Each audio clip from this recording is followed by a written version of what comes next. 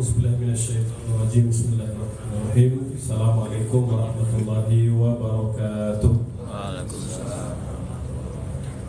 Alhamdulillah wa syukurillah wa la hawla wa la quwwata illa billahil aliyyil azim. Bapak Ibu yang Allah muliakan, pada sore ini kita kembali bermajelis, ya, menambah ilmu, menambah pengetahuan, memberikan gizi untuk rohani, gitu ya. Jika perhatian kita sangat besar dalam hal gizi fisik, gitu ya, maka hal yang sama kita juga harus lakukan dalam memberikan gizi rohani. Ya, kata Ali bin Abi Thalib radhiyallahu anhu, antara gizi terbaik untuk rohani kita adalah memberikan ilmu, ya, melalui halaqah atau majelis ilmu, gitu ya. Maka beliau mengatakan jangan sampai berlalu 40 hari kita tidak bermajelis, ya. Karena kalau berlalu 40 hari kita tidak bermajelis, maka hati kita mati, gitu. Kalau hati kita mati, maka sulit, ya, untuk menerima nasihat, ya, sulit untuk berubah, keras kepala, dan nauzubillah kita wafat dalam kondisi tidak beriman kepada Allah Subhanahu wa taala. Nah, sore ini jika biasa kita bahas fikih muamalah, gitu ya, atau fikih ibadah. Nah, ini juga bagian, ya, dari memberikan pemahaman penting terhadap isu dunia Islam, gitu ya, bahwa di antara tuntutan bagi setiap muslim itu adalah kepedulian terhadap kondisi umat Islam yang lain.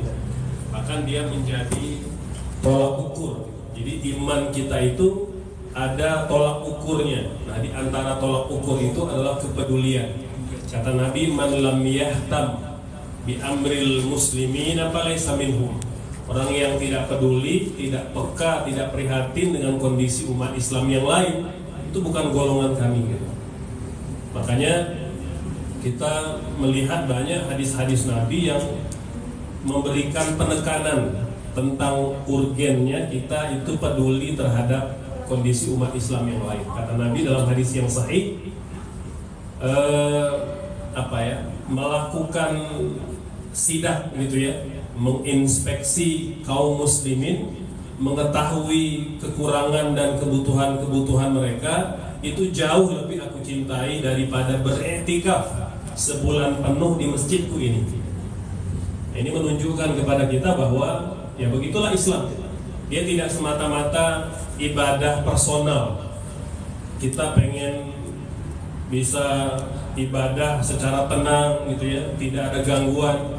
Tapi di waktu yang sama kita juga dituntut punya dimensi sosial, gitu. Makanya dulu ketika ada sahabat Nabi bernama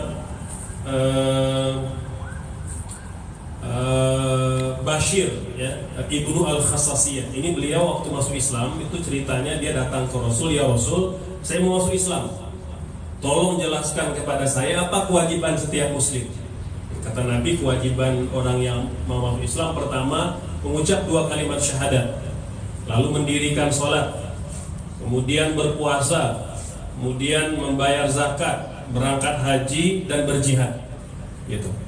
Kemudian kata Ibnu Al-Khassasiyah, ya Rasulullah, 4 hal mampu aku lakukan: syahadat, sholat, puasa, haji. Kata beliau, aku mampu. Tapi ada 2 hal yang aku belum mampu, yaitu berzakat dan berjihad. Boleh gak minta pengecualian? Kata beliau, tidak berzakat dan tidak berjihad. Kenapa tidak berzakat? Katanya, saya punya 10 ekor unta. Nah, unta waktu itu ya kayak Ferrari lah hari ini, gitu. Saya punya 10, kata beliau. Tapi 10-10-nya untuk keperluan keluarga. Nah, begitu kira-kira. Jadi pengen mewah sendiri aja. Jadi ini kan untuk kebutuhan keluarga saya. Boleh nggak saya tidak berzakat? Ya, untuk keluarga aja, gitu. Yang kedua, saya tidak mau berjihad. Kenapa tidak berjihad? Kan kata Allah, barang siapa berangkat berjihad lalu dia berbalik karena ketakutan, maka dia berbalik dengan kemurkaan dari Allah. Aku takut kalau aku berjihad, tiba-tiba aku takut, lalu aku pulang ke rumah. maka aku bimbang nanti dimurkai oleh Allah. Boleh nggak, kata Ibnu Al-Khasasiyah ini, minta pengecualian? Boleh mengucap 2 kalimat syahadat, puasa, sholat, puasa, haji, tapi tidak mau zakat, tidak mau jihad. Lalu kata rawi hadis, Nabi menggenggam tangan Ibnu Al-Khasasiyah, menggoncangnya seraya bersabda, tidak mau zakat, tidak mau jihad, lalu masuk surga dengan apa? Nah, gitu kata Nabi. Nabi agak setengah marah gitu. Jadi kata ulama, seolah-olah Nabi mengatakan tidak bisa dipisahkan. Jadi tidak boleh kita itu kayak pilih-pilih gitu, mau sholat nggak mau zakat gitu. Ya, mau haji nggak mau jihad, dia satu kesatuan gitu, ya. Nah, jadi dalam rangka itulah saya rasa tema tentang Baitul Maqdis ini menjadi penting. Ini saya kutip ya, dari uraian Mufti Agung Baitul Maqdis yang pernah datang ke Bandung, pernah datang ke Jawa Barat. Nama beliau Profesor Dr. Ikrimah Said Sabri. Ya. Beliau datang beserta istri dan putranya. Ini ulama yang sudah sepuh, ya, tapi khutbah dan ceramah-ceramahnya itu selalu menggentarkan orang-orang Israel.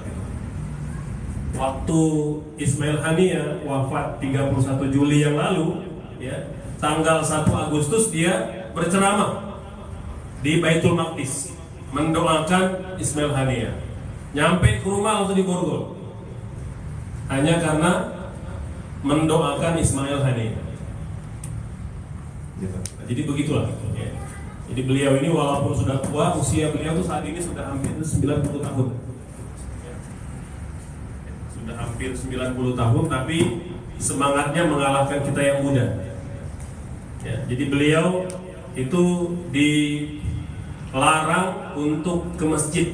Berapa lama? Walau sering begitu, kadang setahun nggak boleh ke masjid.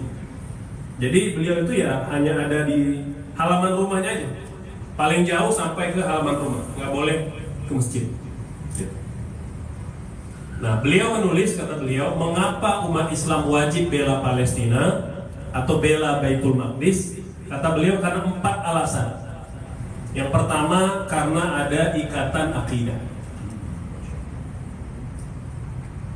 Ya, ikatan akidah ini artinya Allah mengikat Baitul Maqdis dengan umat Islam, ya, itu dengan ikatan yang kuat, ikatan akidah.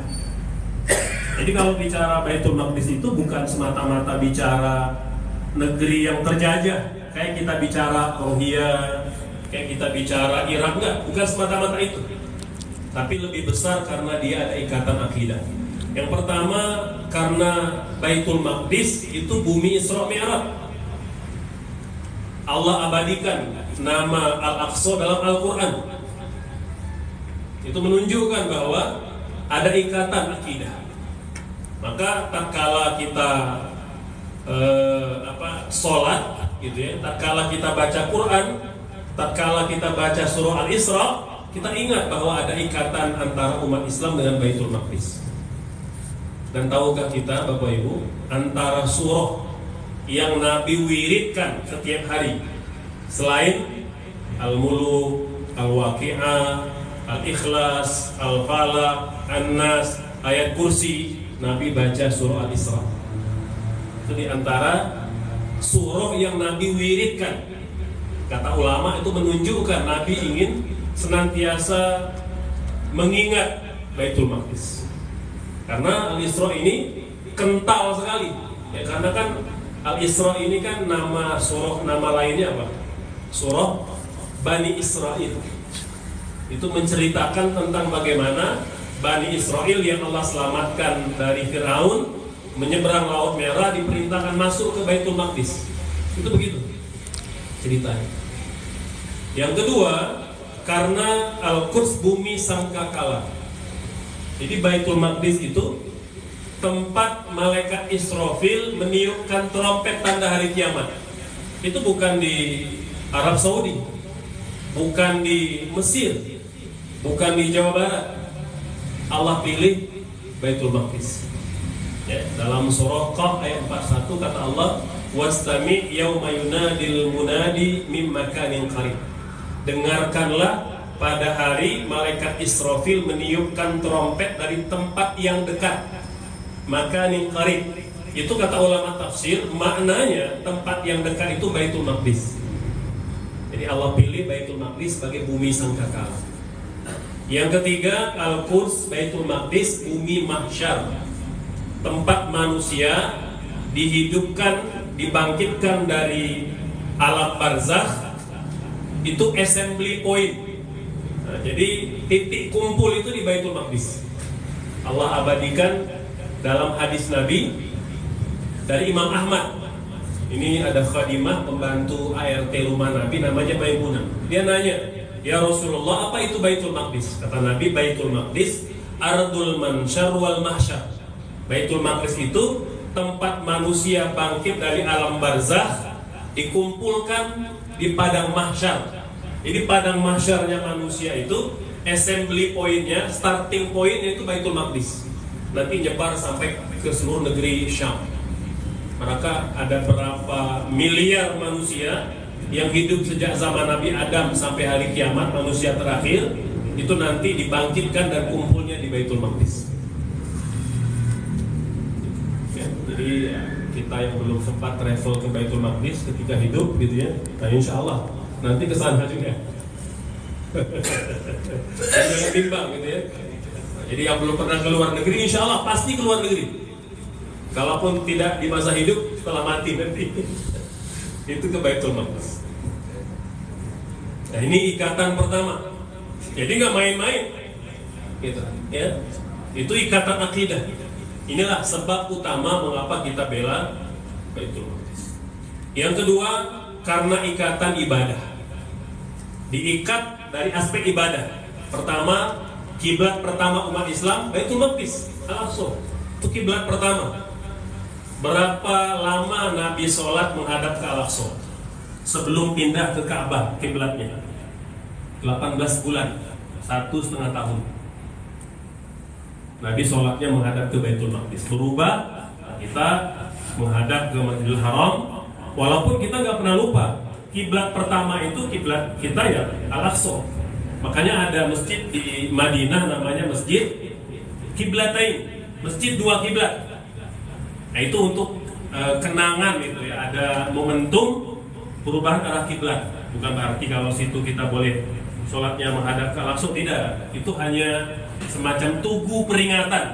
Masjid Kiblatain, di masjid itulah para sahabat lagi sholat asar, tiba-tiba mereka diperintah bertukar kiblat. Tidak membatalkan sholat tapi langsung muter. Itu ceritanya ya. Di masjid itulah peristiwa yang mengabadikan pertukar arah kiblat. Nah, karena sudah bertukar, maka seluruh umat Islam, seluruh dunia wajib menghadap kemana? Ke Ka'bah hari ini. Boleh nggak kita menghadap ke Al-Aqsa sholatnya? Tidak boleh. Boleh apa tidak? Tidak. Kita yakin. Boleh apa tidak nih? Tidak. Boleh. Boleh. Asal kita sholatnya di Beirut, di Libanon. Kok bisa cuma Beirut aja? Asal. Karena posisinya gitu ya. Posisi Beirut itu ketika mereka menghadap Ka'bah, Al-Aqsa itu di tengah-tengah. Oh. Jadi saya bulan Maret itu ke Beirut ya, bawa bantuan ke perbatasan menemui warga Gaza. Itu kata mereka, "Akhi, kita sholat di Beirut itu masih menghadap dua kiblat." Bilang, "Kok bisa? Kan nggak boleh, haram hukumnya. Batal sholat kalau menghadap ke Al-Aqsa. Karena kita sudah berubah kiblatnya." Enggak, karena katanya Ka'bah itu ya, atau posisi Al-Aqsa itu menjadi penengah antara kami dengan Ka'bah. Jadi kalau mereka sholat menghadap Ka'bah, di waktu yang sama mereka juga menghadap ke Al-Aqsa. Coba lihat di peta itu, garis lurus. Nah, itu di Beirut, negeri Syam juga. Syam. Ya. Nah itu kalau kita di Beirut boleh sholat menghadap ke sana karena sama arahnya. Pahala berlipat ganda di bumi Al-Quds. Kan kalau sholat di Masjidil Haram berapa kali lipat pahalanya? 100.000. 100.000. Kalau di Madinah 1000. 1000. Kalau di Baitul Maqdis 500. Nah, ada dua riwayat mengatakan 250, ada yang mengatakan 500. Jadi mengapa ada hadis itu menunjukkan biar kita ada ikatan dengan Baitul Maqdis. Makanya pahalanya dinaikkan. Itu ikatan ibadah. Alasan mengapa ada ikatan ibadah. Yang ketiga, bumi Syaddur Rihal. Apa itu Syaddur Rihal?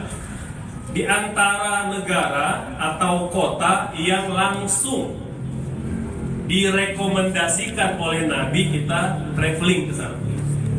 Kata Nabi, la tasyuddur rihal illa ila salasatil masajid.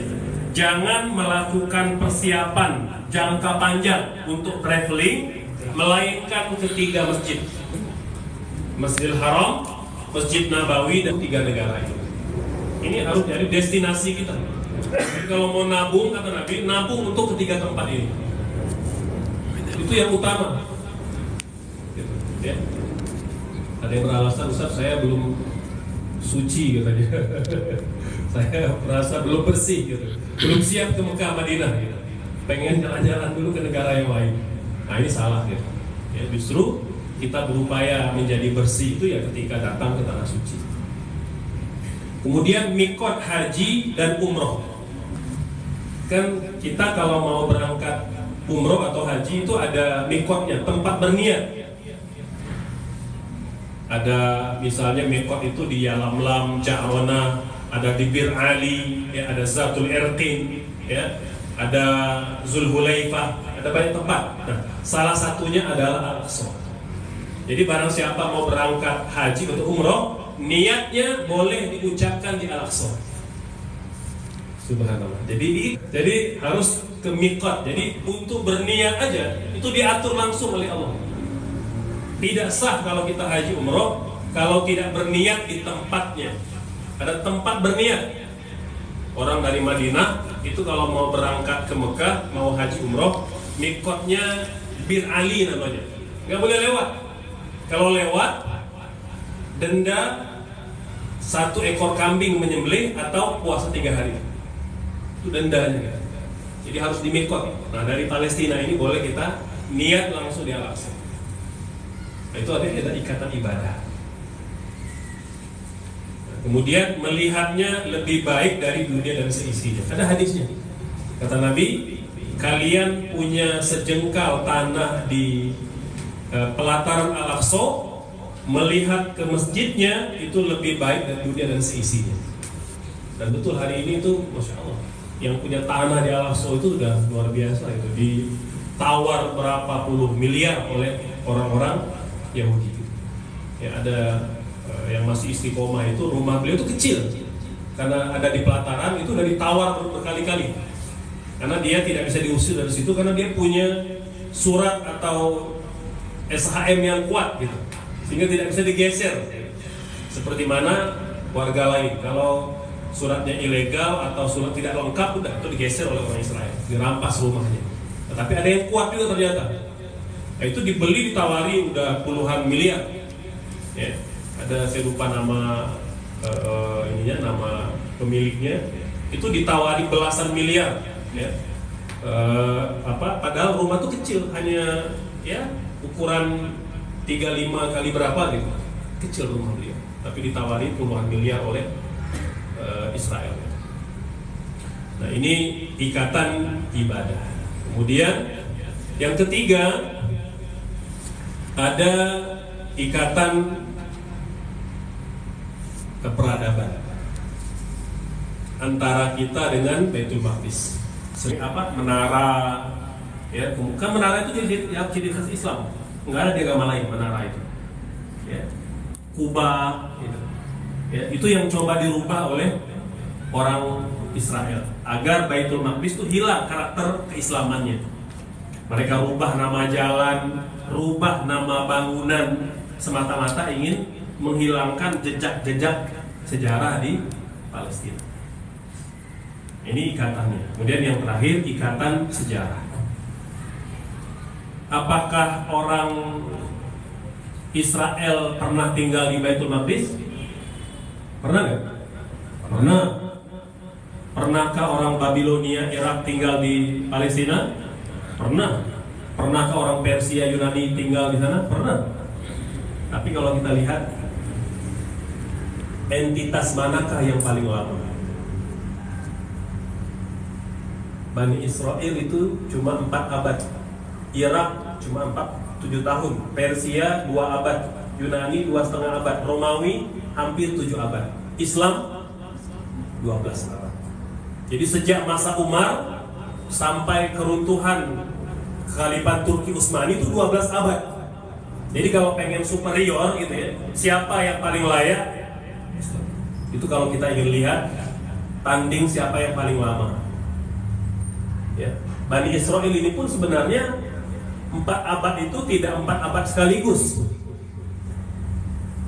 Mereka itu setiap 40 tahun atau setiap 80 tahun terusir dari Baitul Maqdis. Itu yang kita kenal namanya kutukan dasawarsa. Jadi ada doktrin yang memang dipahami oleh negara-negara dunia.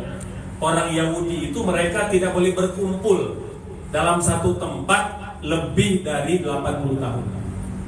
Kalau tidak, mereka akan Allah hancurkan. Seperti mana yang pernah terjadi di Baitul Maqdis. Jadi 4 abad itu kalau kita kumpulkan akumulatifnya, padahal itu sudah dihitung belasan kali mereka terusir dari Baitul Maqdis. Nah, kalau kita hitung hari ini, sudah berapa lama Israel di Palestina? Sudah 77 tahun. Berapa tahun lagi menjelang 80 tahun? 3 tahun. Makanya sekarang itu kalau kita baca jurnal-jurnal internasional, baik yang nulis Muslim atau non-Muslim, itu nulis bahwa kehancuran Israel 2027. Itu bukan bukan orang bilang ramalan, enggak. Itu semacam hipotesa berangkat dari fakta-fakta sejarah. Karena orang Yahudi pun meyakini itu. Kan orang Yahudi Ortodok mengatakan, ayolah umat Yahudi harus segera bubar karena sudah menjelang 80 tahun. Kalau mereka tetap bertahan 80 tahun di Palestina, Allah hancurkan mereka. Karena mereka dapat kutukan setelah mereka melanggar perintah Allah ketika berangkat dengan Nabi Musa. Kan mereka kan awal di Mesir, dizalimi oleh Fir'aun, Allah selamatkan, menyeberang Laut Merah, berangkat dari Yordania, Allah perintahkan masuk ke Baitul Maqdis. Tapi mereka ogah, melanggar perintah itu, maka mereka dikutuk oleh Allah. Maka namanya kutukan dasawarsa. Itu berulang. Dari cerita inilah kemudian Yahudi Ortodok itu yang mendesak, ayo Israel segera membubarkan diri sebelum Allah yang bubarkan. Jadi tapi tentu kita tidak nunggu itu gitu ya.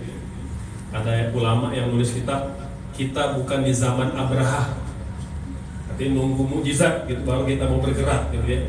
Kalau dulu kan pembangkang langsung dikirim burung ababil gitu ya, durhaka Allah tenggelamkan gitu.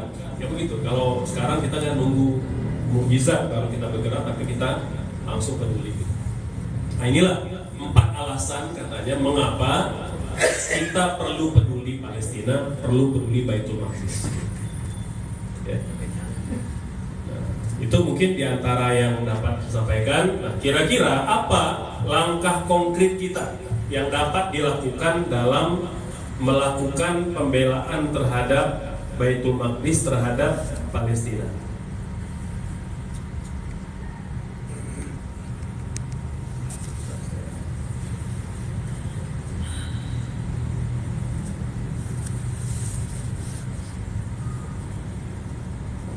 Saya alhamdulillah Allah izinkan bertemu dengan almarhum Ismail Haniah sebelum dia wafat di Qatar.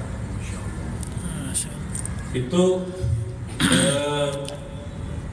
beliau memang ya di antara pejuang kemerdekaan Palestina, dan beliau bukan tokoh yang pertama, sudah belasan bahkan puluhan sudah wafat, sudah syahid sebelumnya. Yang paling senior kan siapa? Syekh Ahmad Yasin. Ya, kakek tua berkursi roda, lumpuh, tapi ditakuti dunia.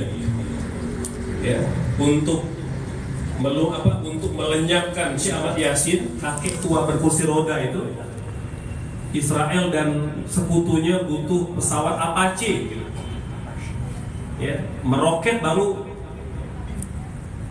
untuk melenyapkan kakek tua itu. Jadi jangankan yang Ismail Haniyah gitu, Syekh Ahmad Yasin yang lumpuhnya ditakuti gitu. Apalagi yang sehat gitu. Ya, ada Rantisi itu kan juga Apache. Ada Soleh Al-Aruri itu roket rudal antar benua. Jadi mahal semua itu, untuk bunuh pejuang itu mahal semua, ya. Karena mereka takut gitu. Nah, termasuklah Ismail Haniyah itu, ya. Walaupun masih spekulatif ini apakah bom yang ditanam di kamarnya di bawah tempat dia menginap atau memang rudal antar benua seperti mana pendahulu-pendahulunya gitu, ya. Dan saya juga kaget juga kok beliau mau menginap gitu, karena setahu saya beliau tidak pernah mau menginap selain di Qatar, karena memang tidak aman. Dan dia orang nomor wahid yang dikejar-kejar oleh Interpol, oleh Mossad, oleh intelijen dunia, ngejar semua gitu. Mungkin ajal ya, beliau menginap di Iran gitu. Beliau belum pernah. Jadi sejak dia dapat suaka politik di Qatar itu, beliau nggak pernah nginap di luar. Ya, karena ajal. Gitu. Dan beliau itu pernah mengatakan dalam hari ulang tahun Hamas, ya, saya lupa itu berapa itu, kata beliau, kami akan membela Al-Aqsa sampai kepala berpisah dari jasad. Ya, itu Allah kabulkan permintaan. Ya. Saya juga pernah bertemu dengan yang pejuang Palestina juga, bertemu dengan putranya, ya, namanya Ammar. Itu saya ketemu di Beirut. Itu beliau menceritakan sehari sebelum ayahnya wafat, sebelum kena rudal. Jadi di rumah pagi-pagi katanya ayahnya itu ganteng sekali. Pokoknya hari itu penampilannya beda gitu, harumnya, pakaiannya gitu ya. Nah, hari itu anaknya itu membelikan baju anti peluru. Ya standar lah gitu ya, karena kan jadi buronan gitu. Kata beliau, kata Ammar ini, ya kamu kan mau keluar gitu, kamu kan buronan gitu ya, ini pakailah baju anti peluru. Ya walaupun ajal itu di tangan Allah, tapi kan kita harus ikhtiar. Ya. Dijawab sama bapaknya, itu sehari sebelum dirudal. Dijawab dengan agak santai juga, ya. Jadi kata bapaknya, kamu kira ayah ini bisa mati dengan peluru? Enggak bisa. Baru mati dengan rudal, katanya. Itu diucapkan kepada putranya sehari sebelum dia dirudal. Ya. Dulu pernah ada sahabat Nabi, ya. Dia udah berkali-kali ikut perang bersama Nabi, menang terus. Pulang pasti bawa ghanimah, apa ghanimah itu? Rampasan perang. Dan dielu-elukan kan, jadi pahlawan gitu. Dan dia tidak pernah tersenyum. Pulang pokoknya cemberut aja gitu. Orang pulang dapat ghanimah, dielu-elukan kan, pahlawan kan. Ya, kayak atlet kita yang lagi bertanding gitu ya. Kalau dipuji itu kan masya Allah, bangga sekali. Dia tak pernah tersenyum. Orang tanya, kenapa kamu gak pernah gembira gitu? Pulang bawa ghanimah dan disanjung-sanjung di Madinah. Enggak, saya tidak gembira. Lalu apa yang bisa menggembirakanmu gitu? Tapi saya baru gembira kalau terbunuh di peperangan, ada panah yang menancap ke leher saya, tembus ke belakang, katanya.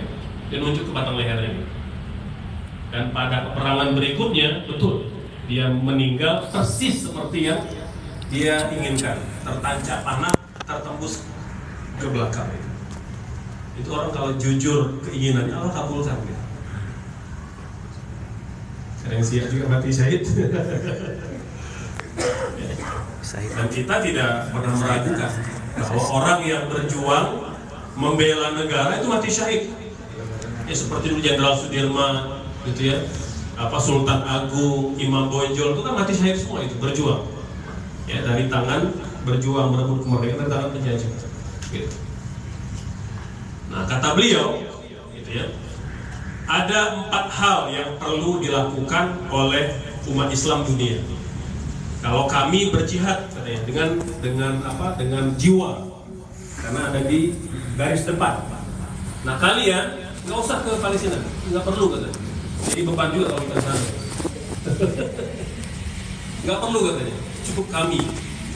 Ya, karena kata beliau, kami baru turunkan, itu kan beliau ngomong 2 minggu sebelum mati syahid di Iran.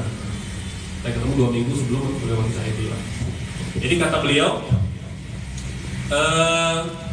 kami baru menurunkan 20% tentara terlatih untuk melawan Israel. Baru berapa? 20%. Berarti berapa yang belum turun? 80%. Ya. Itu pun selama 10 bulan perang tak mampu ditundukkan oleh Israel. Karena perang sudah sejak 7 Oktober ya, artinya sudah 10 bulan. Ya, 10 bulan.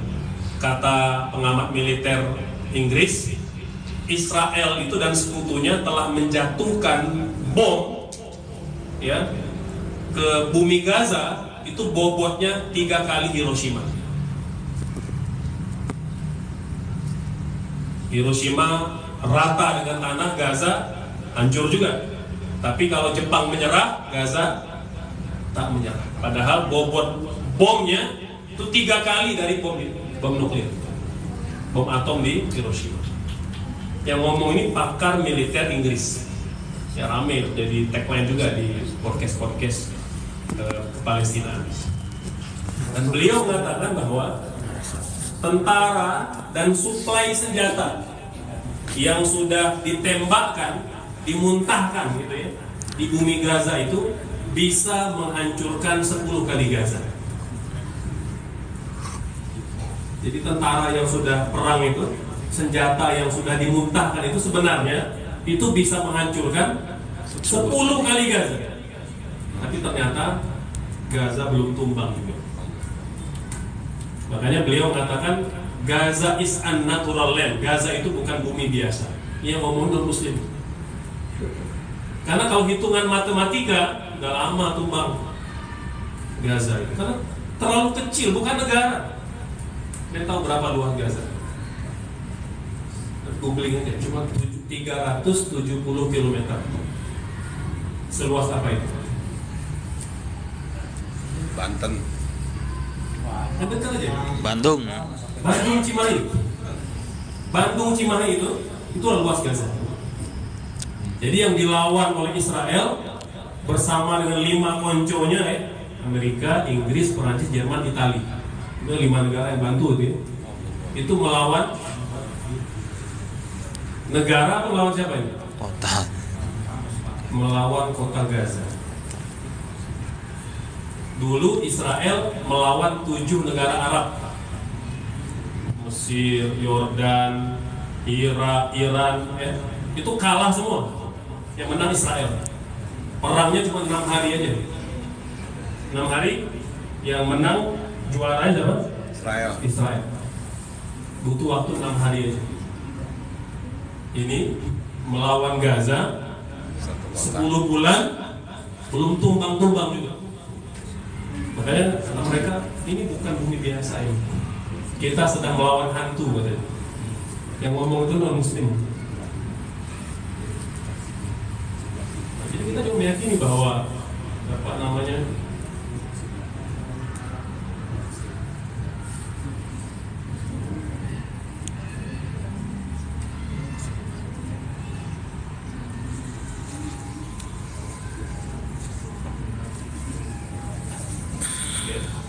itu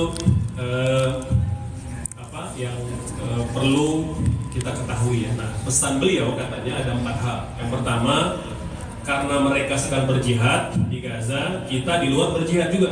Tapi yang pertama namanya jihad kemarahan. Jadi kalau di Gaza namanya Taufan Al-Aqsa.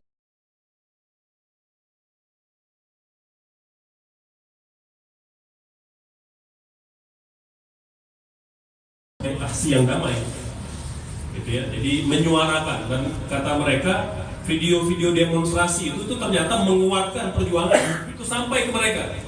Jadi katanya itu mereka kadang sampai menjadikan video-video dan foto-foto demo emak-emak, ibu-ibu yang bawa anak itu sambil menangis mereka melihat di terowongan-terowongan itu. Mereka nobar video demo-demo kita. Itu ternyata katanya menyuntikkan semangat yang luar biasa. Jadi jangan pernah meremehkan kalau kita ya mampunya baru cuma demo gitu, menyuarakan. Yang kedua, masih pada bab kemarahan ini, boykot itu kemarahan juga. Ya, jadi berhenti membeli barang-barang yang diboykot. Nah, MUI itu kan punya dua arahan. Ada boykot total kalau barang-barang itu sudah ada alternatif. Ada boykot parsial. Ya, kalau kita masih butuh, atau ada beberapa kota ya mungkin tidak bisa boykot total gitu. Dan jangan lagi katakan boykot tidak berdampak. Sudah ada ya yang bikin laporan dari aksi boykot ini. Ada produk kecantikan, produk keluarga, fashion, makan, itu ternyata sahamnya runtuh atau jatuh luar biasa. Rugi sampai ratusan miliar dolar. Jadi jangan lagi katakan, itu justru yang sering ngomong begitu, boykot nggak berdampak, itu buzzer-buzzer ya, agar orang pesimis memboikot gitu. Ya, lakukan. Kalau ada alternatif, makanya kata MUI, kalau sudah ada alternatif produknya kita masih beli, itu haram hukumnya, berdosa hukum. Nah, kecuali kalau kita tinggal di daerah terpencil, memang nggak ada yang lain selain itu, ya nggak ada masalah. Nah, itu yang pertama, taufan kemarahan. Yang kedua, taufan tekanan. Nah, ini khusus untuk yang punya jabatan eksekutif, legislatif, dan yudikatif. Gunakan kekuasaan untuk melakukan lobby-lobby dan tekanan terhadap penjajah Israel. Gitu. Ini kan seperti Afrika Selatan gitu kan, langsung mengusir dubes Israel. Nah, itu kan berani sekali gitu. Diusir pulang gitu. Dan dipanggil itu dubes mereka dari Israel. Atau yang baru-baru ini kan China langsung ya, bahwa kami siap mengadvokasi Palestina untuk merdeka. Itu tegas gitu. Kita ya masih ya statement banyak alhamdulillah gitu ya. Cuma belum ada aksi nyata di Indonesia. Kalau statement itu sudah lumayan ya, kita berharap ke depan lebih lebih real gitu ya. Bu Retno gitu ya, Pak Presiden, dan lain-lain. Yang ketiga, taufan al-mal. Jadi badai donasi. Walaupun saya lagi nyari kata yang lebih bagus selain donasi, karena beliau marah. Tolong jangan pakai kata donasi gitu. Kami tidak butuh donasi gitu. Itu kata sebenarnya. Kenapa? Infak ya boleh juga lah. Karena katanya kalau donasi itu seolah-olah tidak ada tidak ada ikatan antara yang berdonasi dengan yang diberi donasi. Kata beliau, ini jihad harta katanya. Kami jihad dengan nyawa, kamu jihad dengan harta katanya. Ini sama-sama dapat pahala jihad katanya. Jadi baru ngobrol tadi pagi itu dengan beberapa teman-teman di lembaga Amir Zakat, tolong carikan kalimat yang pas gitu. Karena ini nggak mau mereka kata donasi itu, jadi donate tuh pasti nggak mau mereka itu. Karena seolah-olah kayak kita itu tidak punya ikatan dengan perjuangan Palestina. Cuma kalau pakai kata-kata jihad itu kan agak senang juga gitu ya. Nanti datang ke kantor pajak sorean, ini jihad harta. Itu kan kalau yang tidak paham nanti kan bisa disalahpahami gitu. Ya, itu kira itulah ya. Nah, yang keempat yang tidak kalah penting ini taufan sosial media. Itu penting juga. Jadi kita juga perlu bersosmed menyuarakan Palestina. walaupun ya resikonya ada gitu ya, resiko yang ditegur atasan gitu ya, bahkan mungkin bisa dimutasi, bahkan dipecat. Ya, saya punya sahabat, saya nggak sebut di mana instansinya, itu milik pemerintah. Beliau dirut di situ. Ya, itu gara-gara sering posting Palestina dan sering muncul di aksi-aksi demo, dan dia membagikan setiap kali aksi demo dia posting ke akun pribadinya. Dan saya dengar dari ditegur, dia cerita udah ditegur beberapa kali oleh itulah ya, yang atasannya gitu ya. Tapi saya rasa ini perjuangan yang paling minim resiko. Kalau saya kan hanya mempertaruhkan jabatan aja, yang sana kan mempertaruhkan nyawa katanya gitu. Dan betul awal bulan Agustus beliau berhentikan, diganti itu pada posisi dirut direktur utama di sebuah instansi pemerintah. Nah begitu. Ya, jadi ya ada risikonya lah gitu ya. Ya kalau kita mungkin khawatir ya bisa pakai akun-akun yang kita buat aja lah. Pakai apa, nama siapa gitu ya. Kalau kita bimbang, yang penting meramaikan sosial media. Kan kita udah biasa kan menternak akun gitu ya. Dulu kalau masih mahasiswa ya, itu kan dulu sering ternak akun gitu. Kalau lagi musim kampanye itu banyak yang bayar. Kalau untuk campaign itu gampang dapat duit. Nah itu 4 hal yang kata beliau kita bisa upayakan. Ya, jadi taufan kemarahan, taufan tekanan, taufan jihad harta, dan taufan sosial media. Ya, kan kita udah pasti punya sosmed semua kan? Pasti minimal. Ya minimal WhatsApp. Siapa yang nggak punya WhatsApp? Semua. Pasti punya WhatsApp. Nah, itu minimal. Semua punya. Kalaupun tidak mau posting, apa yang paling gampang? Gambar profil aja. Bendera Palestina itu paling gampang, itu yang paling minim risiko gitu. Nah, kalau ditegur oleh atasan tinggal ganti profil gitu. Gitu. Kan kita nggak perlu posting-posting kalau takut gitu ya. Kalau kerja di pemerintah kan ada banyak ketimbangan gitu ya. Ustaz, tapi kalau saya kehilangan pekerjaan nanti mau kerja di mana gitu ya. Nah itu saya nggak bahas lah. Ya. Maka minimal gambar profil gitu. Ya. Apakah profil sosmed, WhatsApp atau apa namanya YouTube, Instagram dan lain-lain. Walau mungkin demikian penjelasannya, mangga mungkin barangkali ada pertanyaan, diskusi, kita persilakan.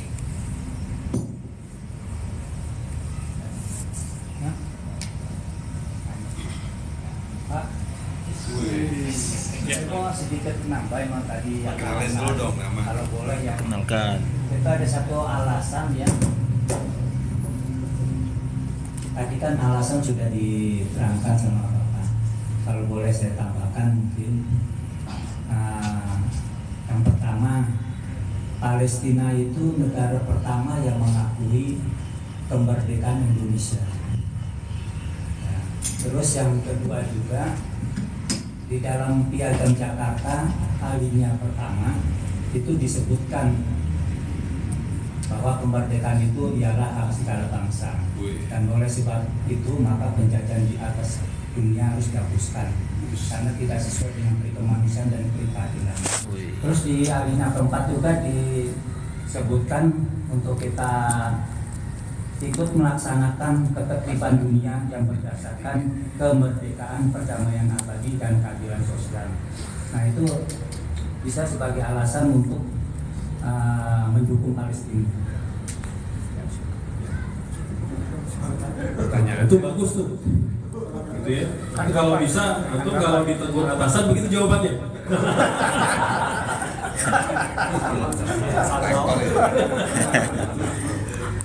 Ya, bahwa perjuangan kita itu ya perjuangan konstitusional gitu. Itu tidak anarkis, tidak teroris. Kita ada di batang tubuh undang-undang dasar gitu. Ya. Pembukaan Gitu. Apalagi kalau kita bicara konteks Jawa Barat, Kota Bandung pula, wah itu panjang sejarahnya. Jadi tuan rumah KTT Asia Afrika.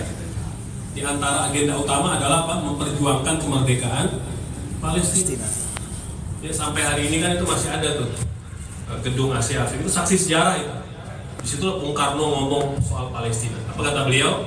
Selama kemerdekaan Palestina belum diberikan kepada rakyat Palestina, selama itulah kami Indonesia menantang, bukan menentang. Itu bunyi kalimat Bung Karno itu, menantang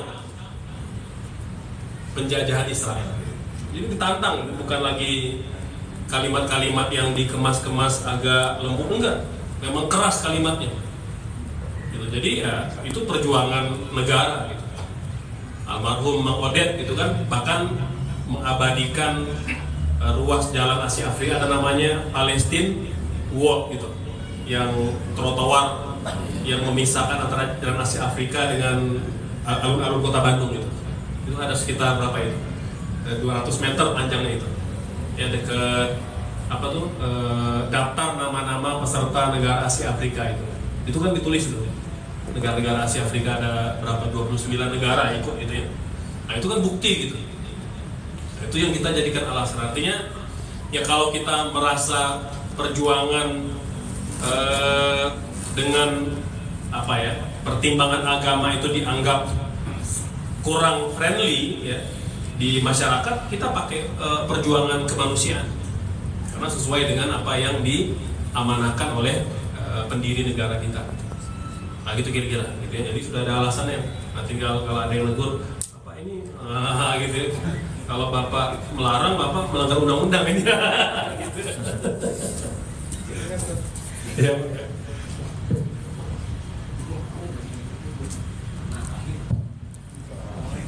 Saya mau nanya, tadi kan kaitannya gizi rohani itu Ustaz, selama 40 hari. Yang saya tahu dari pengajian itu, duduk di majelis itu kan memang tidak ada ketentuan pahalanya Ustaz. Kalau misalkan dalam 40 hari lewat di kota kita ini memang nggak pernah ada pengajian, paling 3 bulan sekali, 4 bulan sekali. Kalau kita mendengarkan ceramah YouTube itu mungkin bisa membantu kali ya. Gitu. Maksudnya nggak bisa kan ya nggak bisa tatap muka di majelis gitu. Itu yang pertama.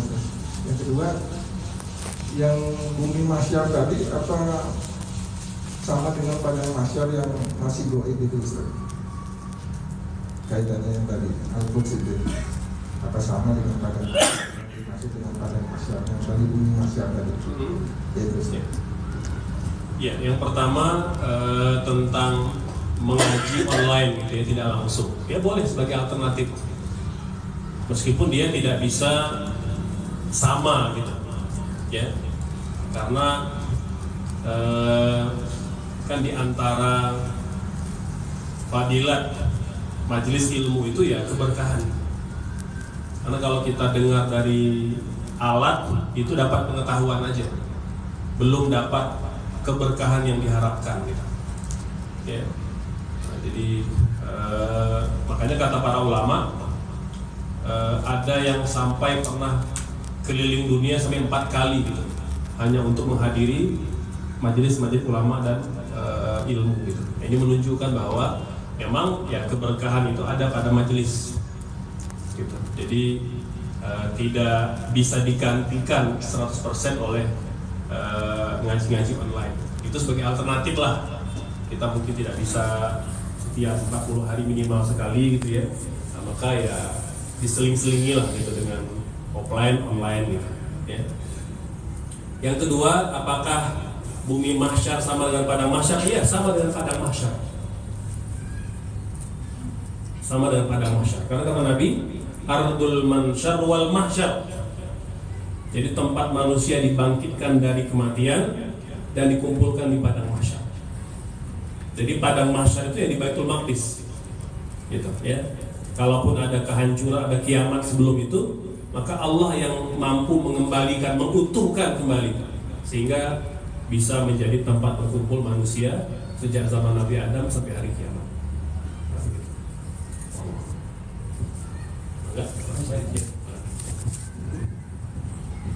Nanti ada yang mau Gantian.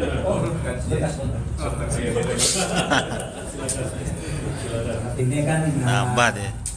banyak yang lagi viral di media sosial mengenai masalah kuburan yang dikeramatkan. Dalam kenyataan kuburan dikeramatkan itu setelah diselidiki memang kuburannya kosong.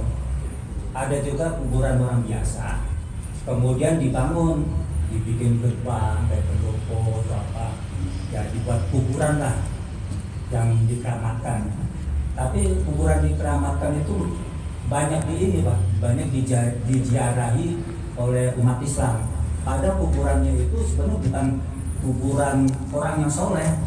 Nah, ternyata setelah dipelajari, ya itu tujuannya untuk bisnis. Nah, di situ disediakan kotak ya untuk menyumbang. Kuncinya gitu ya.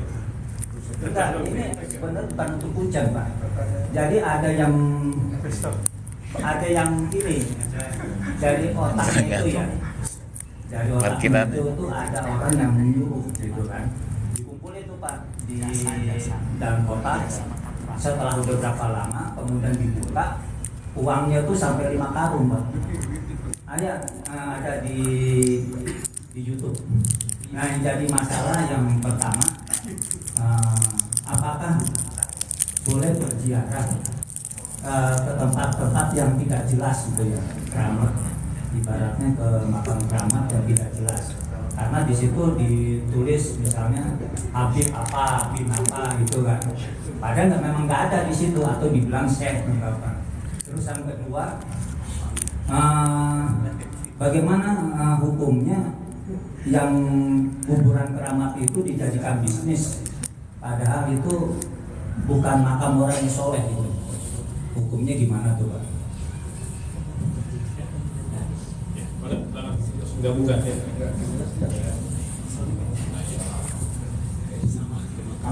Mau nanya ini mengenai pahala ibadah. Kalau kita belum sempat ke ziarah atau haji atau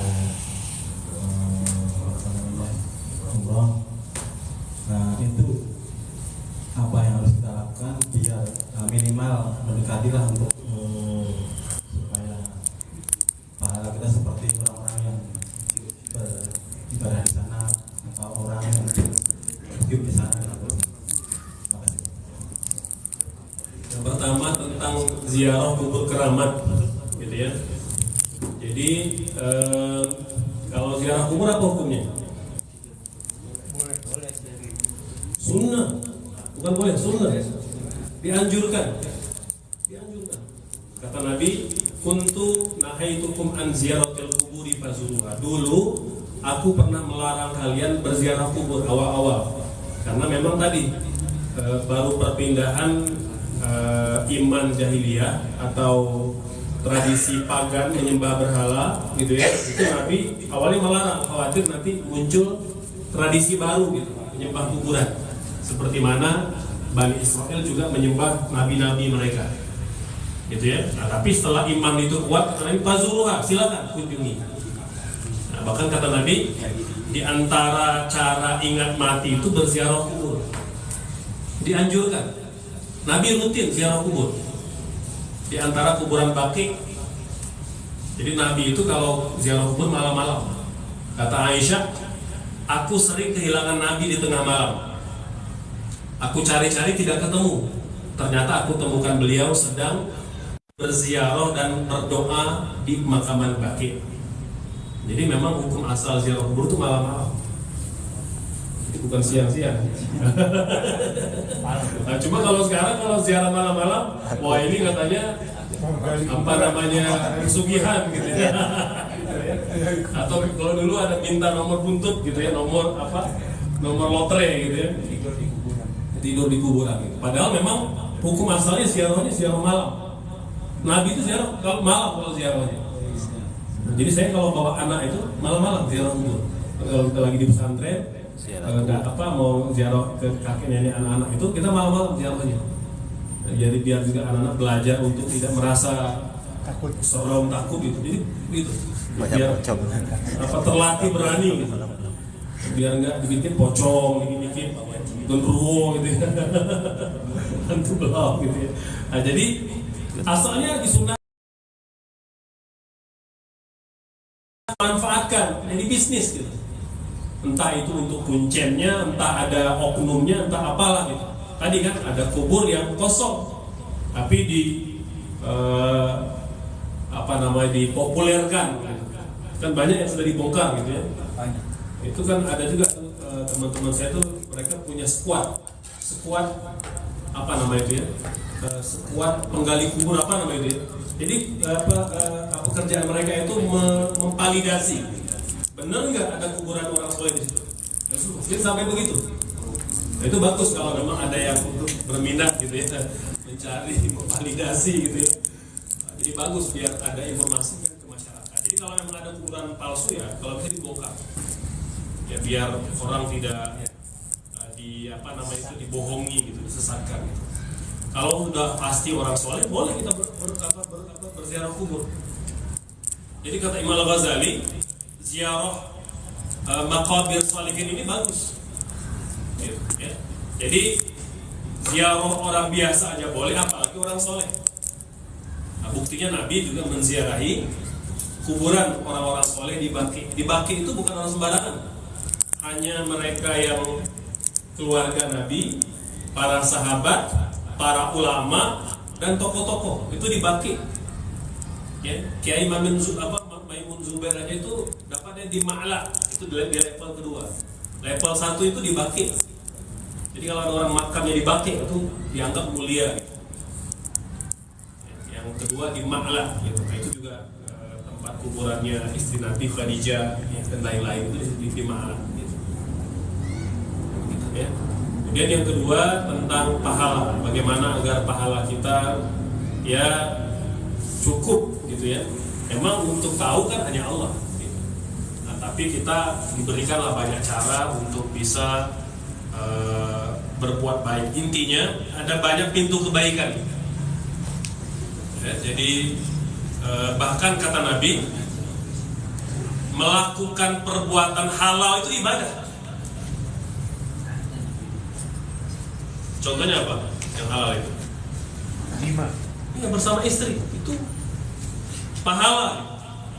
Ada sahabat orang berzina dapat dosa, maka yang halal ya berpahala. Nah itulah. Jadi saking mudahnya dapat pahala itu, yang halal pun berpahala. Jadi perbanyak aja yang halal gitu. Ya. Bahkan kan kata Nabi apa? Membuang penghalang di jalan orang itu juga pahala. Ada duri atau ada beling itu kita singkirkan, itu pahala gitu. Apalagi sampai nambal jalan bolong gitu ya, nah, itu luar biasa. Itu kan ada orang ya, walaupun ya kita nggak tahu lah niatnya apa, kan yang bikin konten gitu, bikin konten nambal jalan bolong gitu. Ketemu jalan bolong dia tambal gitu. Nah, itu ya. Jadi intinya banyak berbuat baik. Karena itu juga diantara sarana kita untuk menambah pahala. Kata Nabi, jangan pernah meremehkan kebaikan sekecil apapun. Jadi kalau ada kesempatan lakukan, walaupun kecil gitu. Ya, hanya apa kata Nabi itu apa? Minimal senyum, itu senyum. Semudah itu dapat pahala. Yang penting senyum itu harus ada orang yang kita senyumi, jangan sendirian. Gak boleh sama gadis. Ya kalau gadis mau dinikahi boleh juga. Cuma kalau menggoda semata-mata nggak boleh. Nah, senyumin untuk betul-betul mau serius boleh. Kan belum 4 kan? Kuotanya masih ada ya. Masih ada harapan. Oke, masih ada atau cukup?